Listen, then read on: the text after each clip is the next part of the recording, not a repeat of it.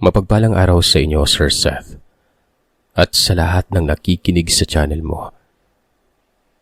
Tawagin niyo na lamang po ako sa pangalang Leonardo. Nards for short. Nais kong magbahagi sa inyong channel ng kwentong karanasan. Nung minsang may nililigawan akong dalaga sa karatig lugar, kung saan naninirahan ang lolo ko. Taong 1998 nang mangyari ito. Dahil sa may kalayuan ng bahay ng dalagang nililigawan ko mula sa baryo namin. Kaya naman napagpasyahan naming dalawa ng kaibigan kong gumala sa baryo kung saan naninirahan ang lolo ko. Doon muna kami matutulog sa bahay ni Lolo Imong ng mga 1 linggo. Mula kasi sa bahay ni Lolo Imong ay mga nasa 10 bahay lamang ang agwat ng tahanan ng dalagang liligawan ko noon. Kaya't pabor na pabor yun. Tsaka, kilalang kilala naman ng abuelo ko ang kaibigan kong si Albert. Ayos lamang sa kanyang isama ko si Albert sa bahay niya. Pero syempre, Sir Seth, dahil sa probinsya at medyo liblib pa ang baryo ng mga panahong yon, normal lang na may kalayuan ng mga magkakapitbahay. Bago ako makarating sa bahay ng dalaga, may tatawirin muna akong maliit na sapat, walang kabayan. Mga ilang minuto din siguro ang lalakarin ko bago marating ang kabayan pagtawid sa maliit na sapa na yon. Isa pa sa mga dahilan kung bakit doon muna kami ng 1 linggo sa bahay ni Lolo, yun ay dahil may sakit si Lolo Imong at aalis ang tiyuhin kong si Tio Cardo. May trabaho itong pupuntahan at mahigit 1 linggo ring mawawala. Kaya tamang-tama lang din ang ginawa namin ni Albert. Kayo na muna yung bahala kay tatay dito ha. May mga pagkain naman akong iniwan dyan. Bilin pa sa amin ni Tio Cardo. Nga pala, kung sakali mang biglang sumpungin si tatay ng alta presyon, pumunta lang kayo kay Aling Linda. Ibinilin ko na kay Aling Linda nakaraan pa na kapag sinumpong si tatay dalhin na sa pagamutan. Sila lang kasang may tricycle dito sa atin kaya sa kanila kayo humingi ng tulong para madala si tatay sa pagamutan kaagad ha. Oo Tiyong, huwag ka mag-alala. Tatandaan po namin yung bilin mo. Matapos ngang ibilin sa amin ni Tio Cardo ang mga dapat gawin, umalis na siya. Sa unang gabing pagtulog namin sa bahay ni Lolo Imong, may kakaiba na kaagad. Hindi ko alam pero parang may kung anong hayop ang nagpabalik-balik sa bakuran ng bahay. Naririnig ko si Lolo Imong na panay ang paggubo niya sa kabilang silid. Nang balingan ko naman si Albert na nasa kabilang higaan. Mahimbing ang tulog niya. Lolo, ayos lang po ba kayo? Tanong ko sa kanya. Nang makalabas ako ng silid at kinatok ang pintuan ng kwarto niya. Ayos lamang umano siya, sabi niya. Magpahinga na muna ako. Dahil sa nag-aalala ako kay Lolo Imong ng gabing yon kaya't mas pinili ko na lamang ang matulog sa labas ng silid niya. May mahabang upuan naman doon. Doon na ako naiga at pinakiramdaman ng abuelo ko kung sige pa rin siya sa pag-ubo. Makaraan ng ilang minuto ay tumigil naman na siya sa pag-ubo nun. Hindi ko na rin narinig ang mga yabag ng hayop sa labas ng bahay hanggang sa makatulog na ako. Kinabukasan ay nagpaalam kami ni Albert kay Lolo. Napupunta lamang kami sa bahay ni Madel, yung babaeng nililigawan ko. Saglit lang kami dun, Lo. Uuwi din po kami kaagad. Tumango si Lolo Imong. Sinabihan niya akong huwag magmadaling umuwi dahil wala naman daw kaming gagawin sa araw na yon. Bago ako umalis, binilinan ko siyang huwag masyadong magkikikilos at baka mapano siya. Hindi pa siya gaano magaling kaya't mag-iingat siya palagi. Na kung may bubuhatin man siyang mabigat, ako na lang mamaya ang magbubuhat pag-uwi namin ni Albert. Napapailing na natatawa na lamang ang lolo ko at sinabi niyang parehong-pareho umano talaga kami ni Tio Cardo. Kung ituring siya parang bata. Kaya niya naman ang magkikikilos at malakas pa sa kalabaw ang katawan niya. Kaya't huwag na raw namin siyang alalahanin pa. Sige na. Umalis na kayo't baka magbago pa yung isip ko at hindi ko na payagang umalis dyan. Makaraan ng mahabang oras, pagbalik namin sa bahay, nadatnan ko si Lolo Imong na nagsisibak ng kahoy. Nilapitan ko siya at sinabihang ako na lang ang magsisibak nun. Si Lolo talaga napakakulit. Ganun na yata talaga kapag tumatanda na yung tao, no? Kung ano-ano yung mga bagay na pinagbabawal yun pa yung gagawin. Hayaan mo na, tol. Intindihin mo na lang si Lolo. Ganyan na talaga mga matatanda. Darating din naman tayo sa ganyang edad Isa ka pa. Hakutin mo na nga yung mga nasibak ni Lolo na panggatong. Nang malapit ng lamunin ng takip silim ang buong kapaligiran, hindi pa rin ako tapos sa pagsisibak ng panggatong nun. Si Albert naman ang tagahakot at inilagay sa silong ng bahay. Maya-maya pa, napansin kong padaan-daan sa bakuran ng bahay si Norman. Kaibigan ito ni Victor. Karibal ko sa panliligaw kay Madel. Noong una, hinayaan ko lamang ito sa pag-aakalang nagawi lang o kaya ay may pinuntahan lang. Pero lumipas na lamang ang ilang minuto. Pabalik-balik pa rin yon, na para bang may hinahanap. Dahil sa hindi na ako makatiis pa ay sandali kong binitawan ng itak. Naglakad ng papalapit kay Norman kung saan siya nakatayo. Bago pa man ako makalapit sa kanya, ganun na lang ang gulat ko nang bigla akong tawagin ni Lolo at pinapabalik. Napapakamot na lamang ako sa ulo at naglakad na ron. Ikaw talagang bata ka. Balak mo pang takasan yung pinapagawa ko sa'yo, ha? Tapusin mo na yan para makapagpahinga ka at makapasok na sa loob ng bahay. Hindi na ako nag-abala pang mga tuwiran. Sinunod ko na lamang ang pinag-uutos ni Lolo. Dahil sa naging abala na muli ako sa ginagawa, hindi ko na binigyan o pinagtuunan ng pansin si Norman. Ni hindi ko na ito tinapunan ng tingin kung nasa gilid pa ba siya ng bakuran. Kinagabihan noon ay hindi na naman ako masyadong nakatulog. Nakakarinig ako ng pagbugso-bugsong pagkampas ng malalakas na hangin sa bubungan ng bahay na para bang nagmula yun sa malalaking pakpak. Maliban sa mayat-mayang pagpagaspas ng mga pakpak ay wala naman na akong narinig pang kahit ano. Nakailang beses pa akong nagpabaling-baling sa higaan pero hindi pa rin ako dinadalaw ng antok. Pagsapit ng madaling araw, doon pa lamang ako nakatulog ng maayos. Lumipas sa mga araw ng pamamalagi ko sa bahay ni Lolo Imong, mas lalo pa kaming naging malapit ni Madel. Mas malapit na kasi ako sa bahay ng dalaga kaya't halos araw-araw akong bumibisita sa kanya. Noong mga sandaling yun wala nang paglagyan ng sayang nararamdaman ko. Sa isip-isip ko, konting pagtitiis na lamang, mapapasagot ko na yung dalaga. Ramdam ko rin, Sir Seth, na may pagtingin sa akin si Madel. Kaya lang medyo nagpapakipot pa siya ng bahagya. Pero ayos lang, handa naman ako maghintay kung kailan niya ako balak sagutin.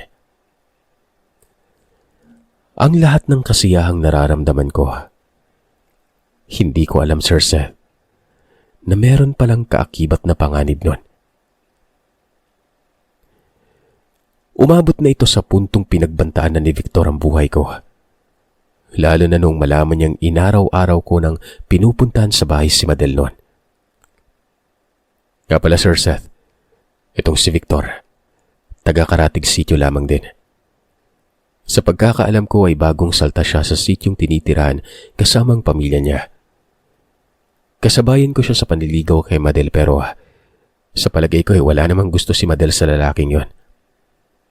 Halos ayaw nga nitong kausapin si Victor sa tuwing natataong sabay kaming dumarating sa bahay ng dalaga. Kaya naman siguro ganun ang galit sa akin ni Victor na umabot nga sa puntong pinagbantaan ako. Sinabi pa ni Victor sa akin na kung hindi ko daw titigilan at layuan ang dalaga, may mangyayaring hindi maganda sa akin. Kaya't hanggat maaga pa at hindi pa siya napuno ay layuan ko na umano ang dalaga nun. Dahil sa dating lugar na kinalakihan niya, lahat ng gugustuhin niya ay makukuha niya at ayaw na ayaw niya ng may kahati o kaagaw. Lalo na sa dalagang minamahal niya noon. Direktang sinabi ko sa kanyang kahit kailan, hinding-hindi siya magugustuhan ng dalaga. At lalong-lalo namang hindi siya matatanggap ng pamilya ni Madel noon. Kaya't huwag siyang mangarap ng gising. Kako, manhid ba siya? Hindi niya ba napapansin na ni isa sa mga kapatid ni Madel ay walang gustong kumausap sa kanya noon? Maging ang dalaga man ay ayaw siyang kausapin. Maliban kasi sa pagiging mahangin niya ay ipinagyayabang niya pa sa harapan ng mga magulang ni Madel kung gaano karangya ang pamilyang kinabibilangan niya at lahat ng nanaisin nakukuha umano niya sa kahit na anumang paraan. Pero ayun nga, sa punto naman o sa point ni Madel ay hindi pa yamanan ng labanan. Hindi mo alam yung kaya kong gawin ha, kaya huwag kang hambog. Baka magulat ka na lang isang umaga. Nakabulagta ka lang dyan sa kinatatayuan mo. Singhal ni Victor na paulit-ulit pang umalingaw-ngaw sa tenga ko ang mga katagang yon. Aaminin ko, nakaramdam ako ng takot matapos yung sabihin ni Victor. Kaya lang wala na eh. Napasubo na ako, kaya't paninindigan ko na lang ang pagtatapang-tapangan ko sa harapan niya. Isang beses nun, mga pasado 5:00 ng hapon, naganda ako ng pulutang kinilaw na isda talak. Wow, sarap naman yan tol. Mag-iinuman ba tayo ngayon? Bakit hindi mo sinabi ka agad sa akin? E di sana, kinatay ko na yung manok na alaga ni Lolo para may panghimagas tayo. Mamaya pagkatapos mag-inom, magtitinola ako. Sira, dadaling ko to sa bahay ni Madel. Papatikimin ko ng masarap na pulutan yung magiging binan kong si Mang Dadoy para kumbinsin niya na yung anak niyang sagutin ako. Walang hiya. Kala ko pa naman dito tayo mag-iinuman eh. Loko ka talaga. Teka, nakapagpaalam ka na ba kay Lolo Imong na matatagalan tayo sa bahay ni Madel? Baka mamaya magulat ka na lang sinundo ka na ni Lolo tapos may dalang pamalo. E di napahiya ka pa. Alam mo namang may pagkaulyanin na yung lolo mo eh. Alam mo Albert, yung mabuti pa. Tulungan mo na lang ako dito. Ayusin mo to para makaalis na tayo bago magdilim. Para mahaba-haba yung oras ng kwentuhan namin ni Madel. Ikaw yung humarap sa tatay makipag-inuman ka para masolo ko yung dalaga at hindi palaging nakabantay yung tatay na yun. Ano? Ba't talagang pinanindigan mo yung pagiging chaperon ko Huwag ka na magreklamo pa dyan. Hayaan mo't ihahanap kita ng dalaga dito sa baryo para may pagkakaabalahan ka na rin. Hindi yung palagi ka rin nakabuntot sa akin para kang tatay ni Madel. Tinulungan niya na nga akong maganda ng kilawing isda noon. Nang matapos na ay nagpaalam na ako kay Lolo Imong. Lo, mga 9:00 po, uuwi na rin kami ni Albert. Mauna na lang po kayong kumain ng hapunan at magpahinga. Sige. Mag-iingat kayo't umuwi rin kaagad pagkatapos nyo makipag-inuman. Bitbit ang alak at pulutan. Pumunta na kami sa bahay ni Madel. Hindi kalaunan nga ay narating na namin ang bahay ng dalaga. Magiliw naman kaming pinatuloy ng ama ni Madel at tinawag ang dalaga noon. Makaraan naman ng ilang beses na pagtawag ni Mang Dadoy, lumabas na ng silid ang dalaga. Muli ay hindi ko mapigilan ang sariling mamangha sa dalaga nang makita ko siyang naglalakad papalapit. Sobrang ganda niya. Sakto lang yung hubog ng katawan na binagayan pa ng porselanang balat. Hindi ko tuloy masisi si Victor kung bakit malakas ang tama niya sa dalaga.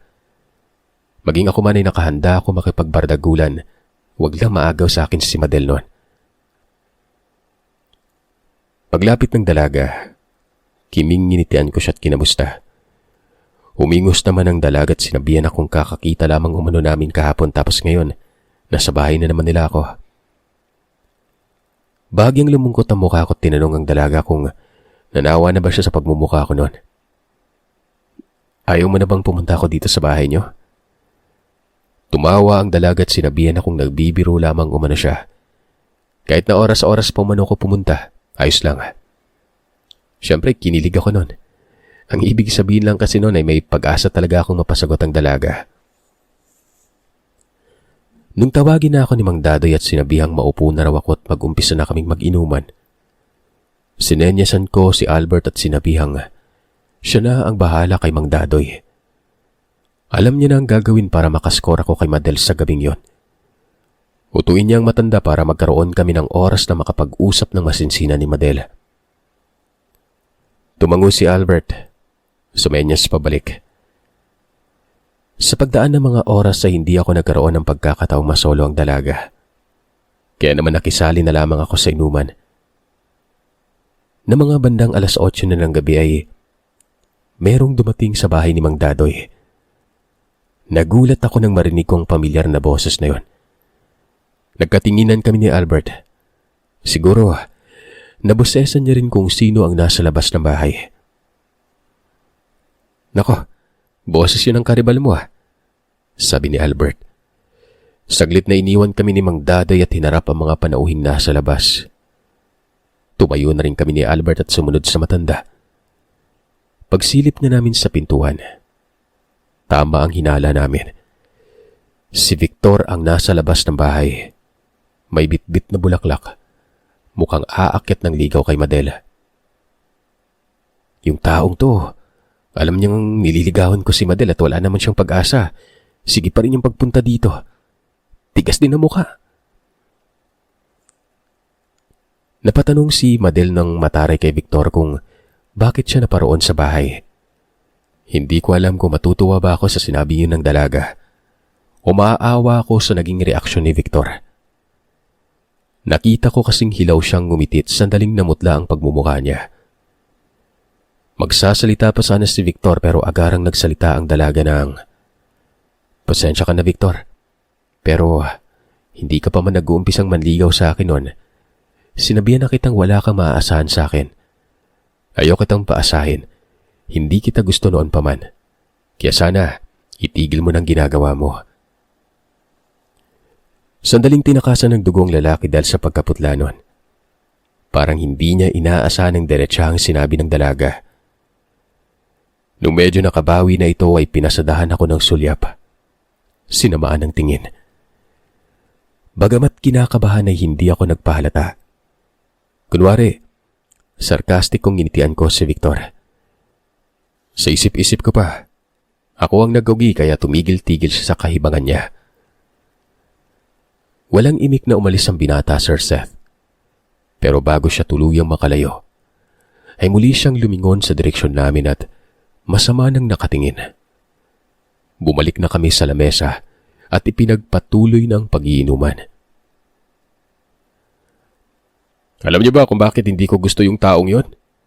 Kapag nakikita ko talagang kumukulo na yung dugo ko't nanginginig Panimulang wika ni Mang Dadoy sa amin.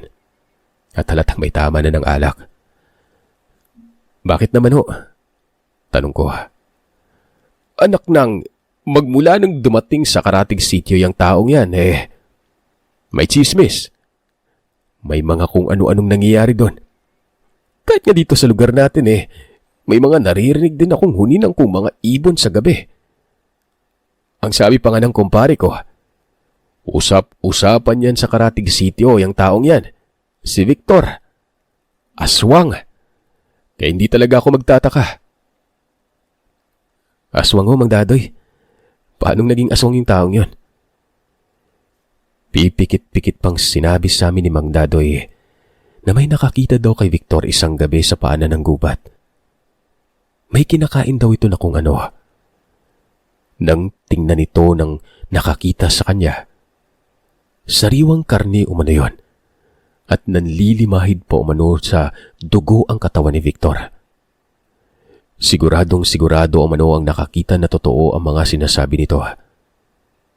At magmula nga noon ay kumalat na dito sa sitio, kung saan naninirahan si Victor na isa siyang aswang.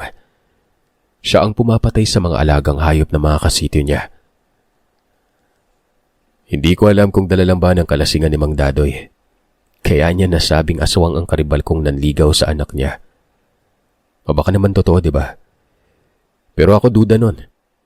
Nung bago kasi kami punta sa bahay ni Lolo Imong may naririnig na akong haka-haka patungkol sa aswang sa Karatig Sitio. Hindi ko naman kasi alam na Karibal ko pala yung isa sa mga taga-sityo doon. Pinagsabihan pa nga umano ni Mang Dadoy si Madel na huwag na makipag-usap kay Victor. Naiwasan na ito.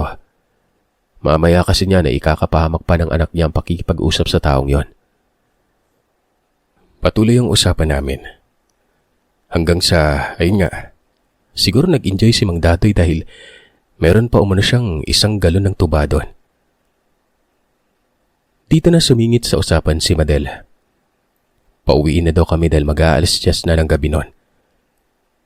Tumango naman si Mang Dadoy at sinabihan kaming mag-ingat. Nagbiro pa ito sa amin na kung sakali mang hahabulin kami ng aswang, huwag kaming mag-atubiling tumakbo pabalik sa bahay niya para humingi ng tulong. Ipinaalala niya pang tungkol sa usap-usapan patungkol kay Victor. Baka mamaya daw abangan kami't aswangin nun. Naku, Mang Dadoy. Takot lang sa amin ni Victor. Nakikita mo tong malaking braso ko? Subukan lang tagang lumapit ni Victor na yun sa amin. Kahit isama niya pa yung alipores niya, pagsasapakin ko lang sila. Natatawang wika ni Albert na halatang may tama na rin siya ng alak nun. Sinaway ni Madel ang kaibigan ko at pinagsabihang itigil ng pagyayabang. Dahil hindi rin umano titigil ang kanyang ama sa payabangan. Gawa ng lasing na ito. Umuwi na daw kami at mag-ingat sa daan pa uwi nun. Makaraan ngang ilang minuto ay kapwa naglakad na kaming dalawa. Tanging flashlight lamang ang bitbit namin. Nung medyo makalayo na kami sa bahay ng dalaga, bigla na lamang kaming nakarinig ng mga sitsit. At sa hindi mawaring dahilan ay biglang nagtayuan ng mga balahibo ko sa batok. Ikaw ba yun, Bert? Tanong ko. Nauuna kasi ako maglakad sa kanya dahil pasuray-suray na ito at mabagal na maglakad. Anong ako? Wala naman akong ginagawa sa'yo. Tanong ni Albert. Sinabi ko sa kanyang narinig kong may sumitsit at wala naman akong ibang pwedeng paghinalaan kundi siya lang. Dadalawa lamang kaming naglalakad sa daan kaya wala akong ibang tatanungin kundi siya. Alam mo kung ako sa'yo, maglakad ka na lang at hindi yung kung ano-ano yung mga pinagsasasabi mo dyan. Magsasalita pa sana ako. Pero ganun na lang ang gulat ko nang biglang sumulpot sa harapan namin si Victor. Kahit na nakainom ako noon ay hinding-hindi ako maaaring magkamali. Siya yon. Si Victor yan, di ba? Tanong ni Albert. Oo, siya nga. Bakit ganyan yung itsura niya? Parang maligno. Yun ang kakaiba sa mukha ni Victor ng gabing yon. Nung una'y nagdalawang isip pa ako kung namamalikmata lamang ako pero nang makita din siya ni Albert sa ganong kaanyuan, nakumbinsi ako na merong mali nga sa kanya. Nanlilisik ang mga namumula niyang mata. Nagbaga pa yon nang maitapat ko sa kanya ang bitbit kong flashlight. Ilang segundo lamang ang nakalipas ay mabilis na akong hinablot ni Albert at sumigaw siyang tumakbo na kami pabalik nun. Sa pagkataranta ko, dala na rin ng takot ay nabitiwan ko ang flashlight na hawak-hawak. Para kami mga palakang nangangapa at nagkukumahog na tumakbo pabalik sa bahay ng dalaga. Halos liparin ko na ang daan at wala akong pakialam kahit na maganda sugat-sugat man ang mga paa ko dahil sa bumabangga ang mga daliri ko sa nakausling bato nun. Ilang sandali pa, naririnig na namin ang mga huni. Mga huni na hindi pang karaniwan. Sigaw na ng sigaw ang kaibigan ko't humihingi ng tulong. Paulit-ulit niya pang tinatawag ang pangalan ni Mang Dadoy para humingi ng tulong dito. Makaraan naman ng ilang saglit at malapit na kami sa bahay ng dalaga. Nakita ko ang matandang nagmadali ng tumakbo palabas ng bahay bitbit ng itak. Sa nakikita ko, parang hindi man lang nalasing si Mang Dadoy base sa mga kinikilos niya. Bago pa man ako makalapit sa kanya, inihagis niya na sa akin ang itak nun. Kamuntikan pa akong matamaan. Nakaiwas kaagad ako bago pa man tumama sa pagmumukha ko yung itak na yon. Mang Dadoy naman! Papatayin mo yata ako eh. Sorry. Ayun na! Ayun na yung aswang oh! Dali-daling winasiwas ni Mang Dadoy ang kanyang itak. Sa gulat ay hindi ko kaagad na ihanda ang sarili nun. At ayun nga, pag-atras ko, may natapakan akong nakausling bato. Dahilan para matumbakot sumalampak sa lupa. Nang tingnan ko ang nilalang, nakita kong papasugod na yun sa akin. Mabuti na lang at mabilis na lumapit sa akin ang kaibigan ko at agaran niya akong hinila palayo. Bago pa man nakalapit sa amin ang nilalang, nakatayo na ako at nakatakbo papasok ng bakuran. Ang lakas ng loob mong dito sa teritoryo ko, mambiktima, at talagang mga bisita ko pa ang pinagbalakan mo. Halika dito, magtutuos tayo. Bulyaw ni Mang Dadoy habang susuray-suray sa kinatatayuan. Humarap sa matanda ang nilalang at umatungal ng katakot-takot nun. Mas lalo naman akong kinabahan at baka mamaya bigla na lamang dambahan ng aswang si Mang Dadoy. Naloko na. Dapat pala hindi tayo tumakbo pabalik dito. Tingnan mo, lasing si Mang Dadoy. Baka mapano. Sira, kung hindi tayo tumakbo dito, baka nalapa na tayo niyan. Ginawa tayong hapunan. Tsaka wala tayong magagawa. Nandito na tayo eh. Hindi ko na hinintay pang magsalita ulit si Albert. Na makita kong dadamba na ng nilalang si Mang Dadoy, ay mabilis na akong lumapit sa matanda at walang habas na hinataw ng taga ang nilalang. Pero kahit na anong pagtaga ang gawin ko, parang may sakalabaw ang balat ng aswang na yon. Gawa ng hindi ko man lang siya masugat-sugatan sa katawan. Anak ng... Anong klase yan? Ba't hindi ko man lang masugatan yung balat mo? Kalabaw ka ba? Marahil ay nasaktan din ito sa ginagawa kong paghampas. Kahit kasi hindi ko nasusugatan, sinisiguro ko talagang sa bawat pagtama ng itak, sa kung saan parte ng katawan ng nilalang ay lumalagabog yun na parang tambol. Kahit na umaatras ito ay patuloy ko pa rin iniaawang ang itak na yon. Nang sa ganun, oras na umatake na naman sa amin ay nakahanda na ako. Sinigawan ko si Mang Dadoy na bumalik na sa loob ng bahay at ako na ang bahala. Ibigay niya kay Albert ang itak na hawak-hawak niya at baka siya pang masugatan nun. Hindi! Ako ang papatay sa aswang na yan. Papatunayan ko dito sa baryo kung gaano ko katapang. Oras na mapatay ko yan, aba. Katatakutan na ako ng mga taga dito at respetuhin. Walang aluano ay narinig ko ang malakas na sigaw ni Madel at ng kanyang ina mula sa loob ng bahay nun. Pinapapasok nila si Mang Dadoy. Baka mapano pa umano ito. Tinawag din ni Madel ang pangalan ko at pinapapasok nila ako. Sinabihan ko si Albert na ipasok na sa loob ng bahay si Mang Dadoy.